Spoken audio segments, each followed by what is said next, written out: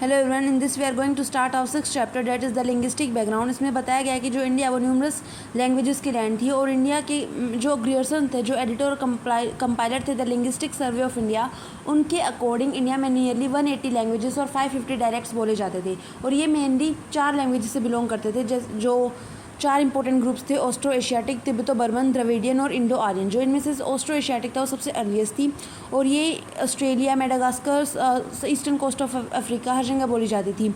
और माना जाता था कि अफ्रीका से जब लोग साउथ ईस्ट एशिया और ऑस्ट्रेलिया जा रहे थे तब वो इंडिया के अंडमान निकोबार से होकर गए थे 5000 ईयर्स अगो पहले। और हमने उसके बाद जो इन्होंने हर लैंग्वेजेस के जो इंपॉर्टेंट ग्रुप्स हैं उन्हें एक्सप्लेन किया। सबसे पहले ऑस्ट्रो एशियाटिक, जो ऑस्ट्रिक लैंग्वेज फैमिली है वो 2 सब फैमिलीज में डिवाइडेड थी: ऑस्ट्रिक एशियाटिक और ऑस्ट्रोनेशियन। जो ऑस्ट्रिक एशियाटिक थी वो इंडियन सब कॉन्टिनेंट में बोली जाती थी और ऑस्ट्रोनेशियन ऑस्ट्रेलिया सब और साउथ ईस्ट एशिया में बोली जाती थी।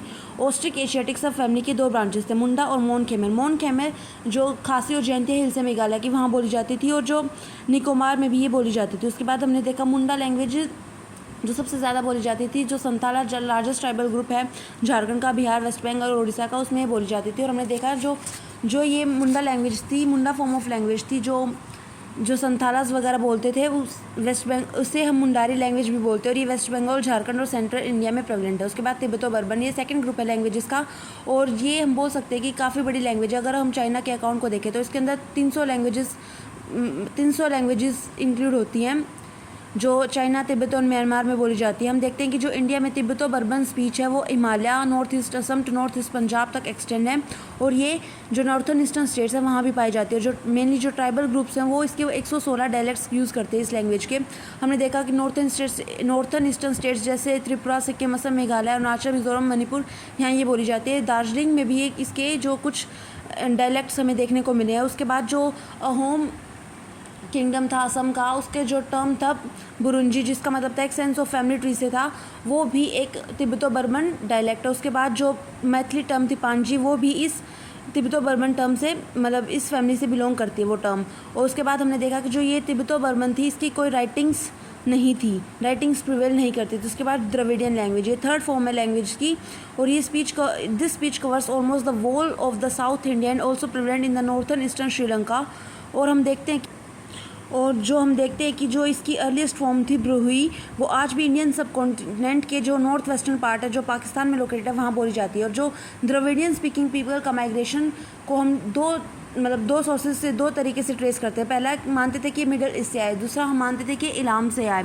इलाम मतलब एक साउथ वेस्टर्न पार्ट है ईरान का, ज़्यादातर तो मानते हैं कि इलाम से ही आए। और हमने देखा कि this language is assign to the 4th millennium BC and Brahui is a later form of it.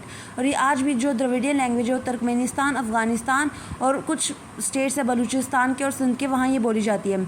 अगर हम पाकिस्तान से साउथ इंडिया आए तो हम देखते हैं कि इस लैंग्वेज ने तमिल, तेलुगु, कन्नड़, मलयालम, अलग अलग जो लैंग्वेजेस हैं उनकी ब्रांचेस को इसने डेवलप किया है। और जो ओरन और कुरुख जो झारखंड में बोली जाती हैं और सेंट्रल इंडिया में बोली जाती है वो भी एक द्रविडियन फैमिली का ही पार्ट है। उसके बाद हमने देखा Indo Aryan 4th language group है। इंडो आर्यन जो 4th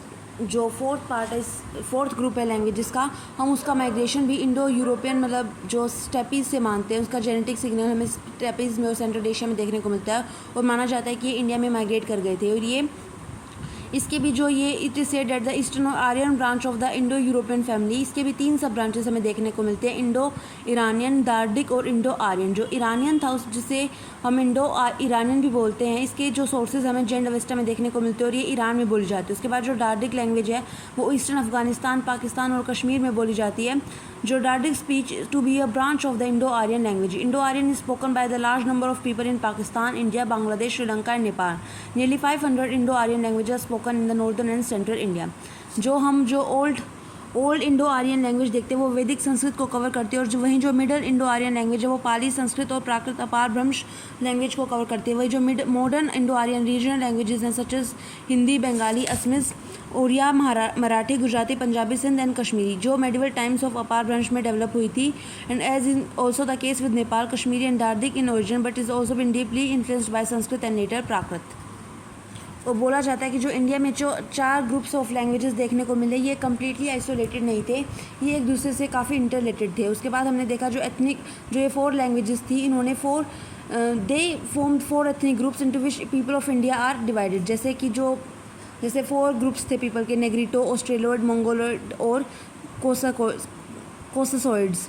जो रेशियल डिवीजन था वो हमें 19th सेंचुरी में देखने को मिला। सबसे पहले जो नेग्रिटोस थे वो हमें तमिलनाडु, नीलगिरी हिल्स और निकोबार, अंडमान निकोबार आइलैंड में देखने को मिलते थे। ये short shuttles, short face, short lips के होते थे और ये केरल और श्रीलंका में भी पाए जाते थे। माना जाता है कि ये ऑस्ट्रिक लैंग्वेजेस बोलते थे। उसके बाद जो ऑस्ट्रेलॉइड्स थे ये थोड़े छोटे कद के थे और इनकी बॉडी पर काफ़ी छोटे कद के थे और बट दे टोलर देन द निग्रिटोज। और इनका डार्क कॉम्प्लेक्शन था, इसकी बॉडी पर काफ़ी हेयर वगैरह मिलते थे। ये मेनली साउथर्न और सेंट्रल और साउथर्न रीजन्स में पाए जाते थे और also in the Himalayan areas में हिमालय में भी काफ़ी मिलते थे। और ये ऑस्ट्रिक और मुंडा लैंग्वेजेस को बोलते थे। उसके बाद जो मंगोलॉइड्स थे वो भी छोटे कद के थे, उनकी बॉडी पर भी काफ़ी बाल थे, उनका नोज़ था वो फ्लैट था और ये बर्मन लैंग्वेज को बोलते थे। और Caucasoids are generally of tall statue, जिनके with long face and show well developed chin, fair skin and narrow but prominent nose. They speak both Dravidian and Indo Aryan languages. तो हमें वन रेशियल ग्रुप को other से थोड़ा differentiate करना काफ़ी मुश्किल था।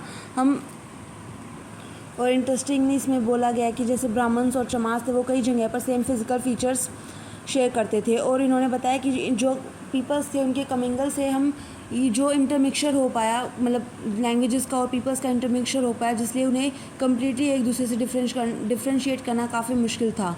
और जो ये अपना ओरिजिनल फॉर्म है वो पूरी तरीके से रिटेन नहीं कर पा सकी, इसलिए उनके अंदर हमें काफ़ी मिक्सचर देखने को मिलता है। Thank you. इसके बाद हम करेंगे next chapter, that is human evolution, the old stone age. Stay tuned without. Thank you.